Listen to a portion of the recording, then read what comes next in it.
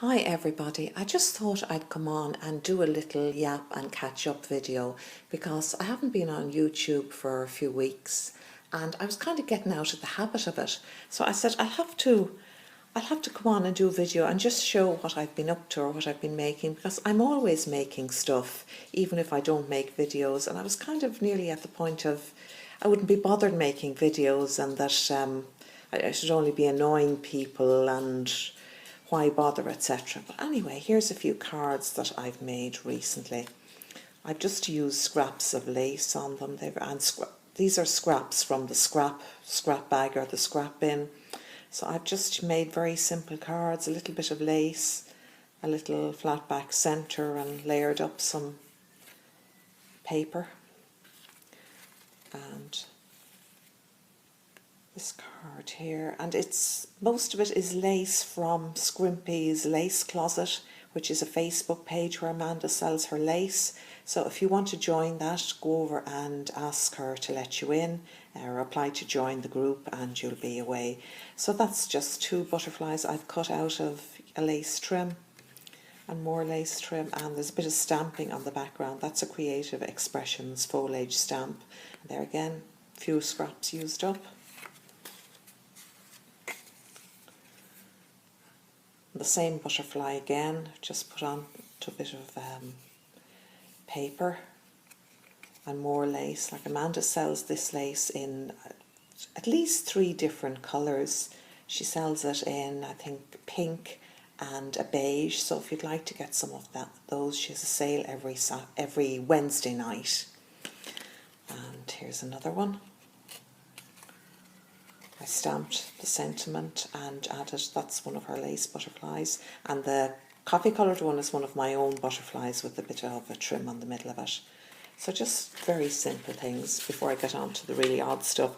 I've also been tea dyeing piles and piles of papers and scraps to use in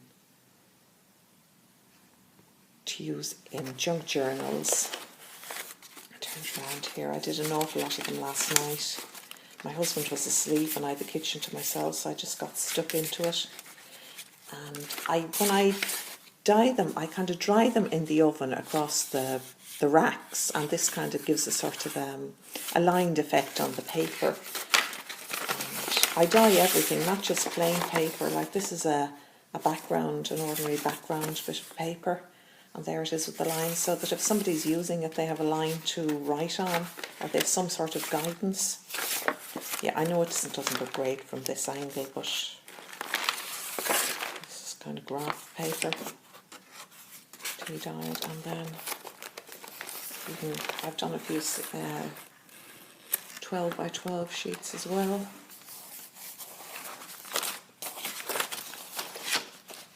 See. Sorry if this doesn't mean anything to you, if you're not into junk journals, apologies, but I'm just letting you know what I've been doing, the madness of it all. And then I keep all my old envelopes, especially the ones bills come in, and I tea dyed them last night as well. Now I found I couldn't dry them in the oven because this little crinkly window here just kind of melted, so I just put them on top of the radiator and they were dried this morning. So they're all there. I promised somebody about 1.5 years ago that I'd make them a little junk journal for keeping track of their knitting and crochet projects. So that's what will be done with that. Now we're getting into I'll show you these first. I was going to say we're getting into the really weird stuff, but I've been making a lot of hats. These are being sold for some cancer charity. I don't know all the details, just a friend of mine is collecting them. So let's see, no, that's not helping really. They have to be done either pink or white. So this is kind of the basic pattern, and then I sort of just play around with it. I can give anyone who's interested the link to the basic pattern. I found it on Pinterest, and then I just did the top in the basic pattern and this one, and added the different colours and just changed the stitches. So I did 3 of them in one night, which wasn't bad going. And now for the slightly weird stuff. I always love these little things you see made out of clothespins or clothes pegs. So I followed a tutorial on Pinterest and I made a little peg chair. Now this is from the ordinary pegs that you use to hang up your washing, like the proper size pegs, the proper size household pegs. And it was very easy, and it's kind of designed to be a rocking chair. You can see the kind of rockers here. And I haven't got around to painting it or doing anything with it because it was really only a trial to see could I do anything else or could I make anything else with it.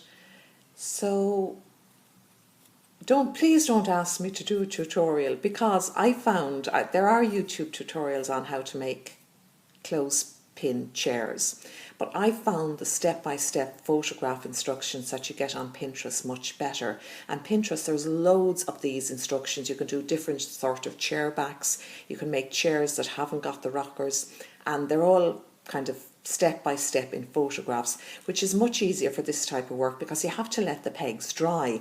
Now I don't use a glue gun because I find that if you put you end up with big blobs of glue, and you can't really paint over the blobs of glue neatly, you know, when you have it finished.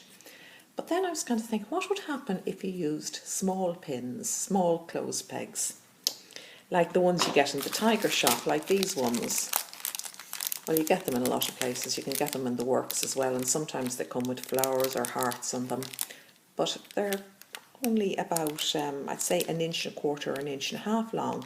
And what would happen if you used them to make a chair if you're really, really downsized? So I had to go, and this is what happened.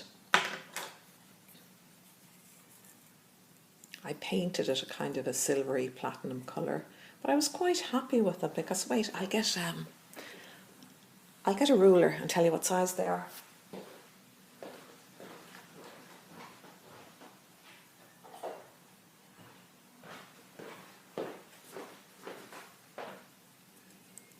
Now, I think you can see here, they're really only about 3 inches high, or what is it, 7.5 centimetres if you've gone metric.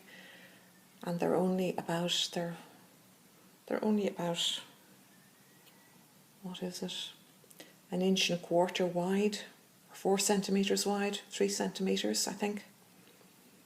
Now, I should have done the seat a bit better, but you have to fiddle and twiddle with these because, as I said, they are smaller and they require a bit more, you know, a bit more patience. So I undid the clothes pegs first of all, and I glued the whole thing together stage by stage with PVA glue, and it's fine. It's kind of kept, well, it's held together ever since, and I put the rockers on this one as well.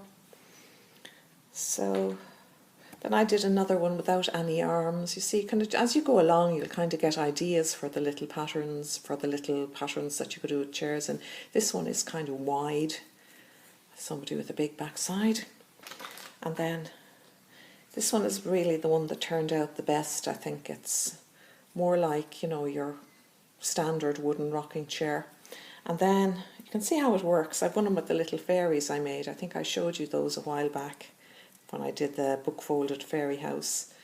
The fairies would sit up quite nicely. Now I could make little cushions for the chairs, but I've nothing really to do with them. I was just experimenting, and I'm going to try and make a wishing well with this packet. Now the packet, they're very, very cheap, so you can afford to play around with them.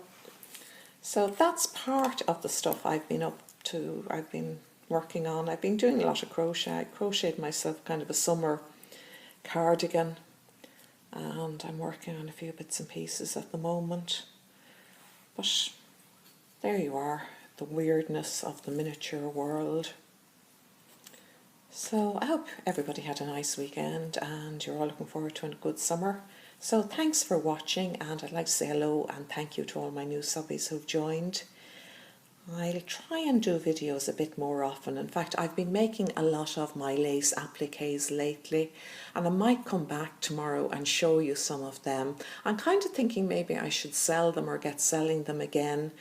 But if you let me know what you think. There's an awful lot of people out there selling lace and craft supplies, and well, I don't want to add to the general waste and rubbish that's floating around the world. But okay, folks, I'll stop rambling and let you go. Bye.